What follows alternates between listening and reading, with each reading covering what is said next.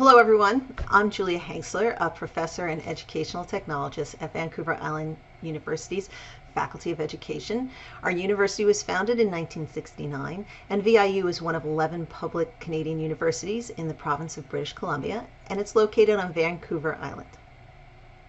Education is one of VIU's main departments. We offer bachelor's and master's degrees as well as graduate diploma programs. And our faculty's undergraduate programs need to prepare students to apply to the British Columbia Council of Teachers for teacher certification. There are 9 standards that all teacher candidates in BC are expected to evidence.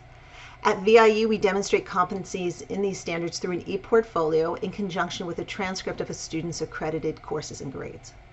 This past year, we piloted Bulb as a common platform for e-portfolio creation, presentation, and capture for credentialing purposes. After a review of a few tools, Bulb was selected because it was designed primarily for K-12 use and therefore provided few technical or use barriers, even for our least techie students. We could develop and deploy a common shared portfolio template based on our 9 required regional standards, and students could use that template as a basis for their own work. And this was important because in the past, students were able to select their own platforms or select from a variety of platforms, and they would require training on those platforms, and each student would have to rebuild a copy of the e-portfolio template that they were supposed to use. So it was a very inefficient use of time. So the ability to deploy a centralized common template was a very important aspect of our adoption of Bulb. The other important aspects were that students could produce a fairly polished and consistent looking portfolio with embedded multimedia and documents. Students could share content with professors inside or outside of Bulb. They could do the same with their cohort mates, their students. We could capture an institutional copy for credentialing purposes so that we would have a record. Students would have a free account with access to whatever they built in our program. They'd have an access to that even after they left the institution. Students could also use this tool for other projects or purposes for other programs or courses. We had the ability to create separate groups or cohorts of students within Bulb for management purposes, and we could centrally administer and support students and their accounts through a local administrative account, and that was important. We had a really smooth rollout despite COVID-19 complications, forcing our programs, like most people's, to go fully online, get all students comfortable with the LMS and Zoom. Next year, we intend to broaden the scope of this rollout to another 3 cohorts, and I'm going to take you for a quick tour of our template.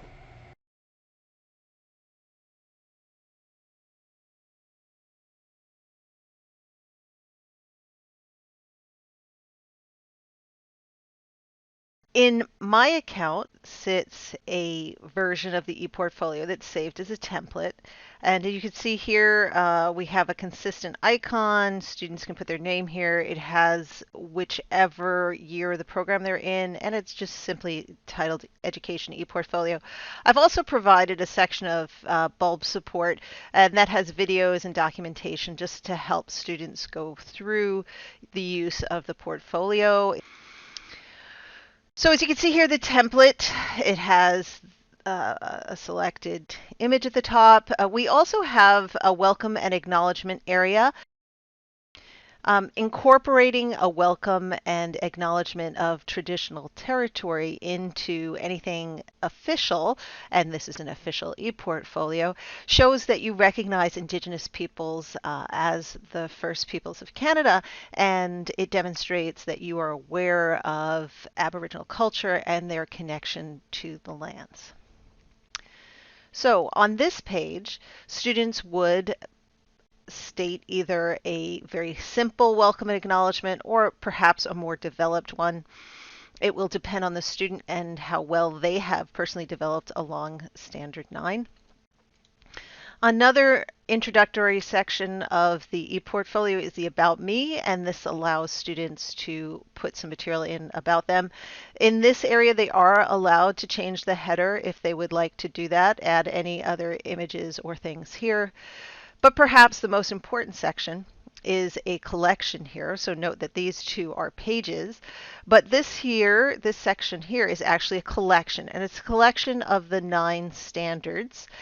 So each page has the standard on it, the full text of the standard, and a representative image. And then students are expected to select a piece of evidence and provide a brief 2 to 3 sentence description of what it is, and then embed their digital evidence of that item there, whether it's a screenshot, an audio file, a video of them, and then explain how the item reflects their attainment of the standard.